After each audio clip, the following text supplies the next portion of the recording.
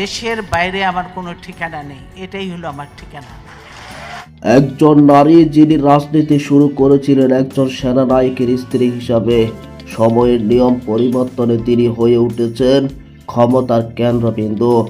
কিন্তু প্রশ্ন একটাই, ক্ষমতার কারাগারে নিঝুম কক্ষে পৌঁছানোর পরটা কি এতটাই নিষ্ঠুর ছিল?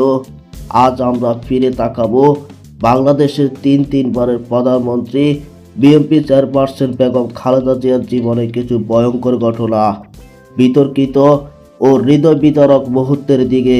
এই দেশ, এই দেশের মাটি, মানুষই আমার সবকিছু। 1981 সাল 30 মে চট্টগ্রাম সার্কিট হাউসে নিহত হন রাষ্ট্রপতি জিয়াউর রহমান। এক মুহূর্তে বদলে যায় সবকিছু। স্বামী হারান খালেদা জিয়া আর রাজনীতি হারায় তাদের নেতাকে। এই শোকে একদিন তাকে ঠেলে দেয় রাজনীতির নিষ্ঠুর ময়দানে, যেখানে করোনা বলে কিচ্ছু নেই। 90-এর দশক এরশাদ বিরোধী আন্দোলন, লাঠিচার্জ, গ্রেপ্তার, গণ আন্দোলনের উত্তাপ, বারবার মৃত্যু ঝুঁকি। এই সময়ে তিনি হয়ে ওঠেন এক সাহসী রাজনৈতিক যোদ্ধা। রাজপথে দাঁড়িয়ে তিনি হয়ে ওঠেন গণতন্ত্রের প্রতীক।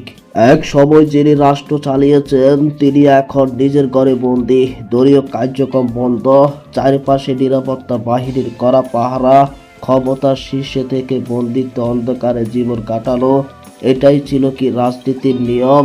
বেগম খালেদা জিয়া কারো কাছে তিনি অপসরহীন নেত্রী, কারো কাছে বিতর্ক রাজনীতিক, কিন্তু তার জীবনে ভয়ঙ্কর অধ্যায়গুলোর একটি প্রশ্ন রেখে যায়, রাজনীতি কি কেবল ক্ষমতার খেলা, নাকি মানুষের জীবনের ভাঙা এক নিষ্ঠুর যন্ত্র?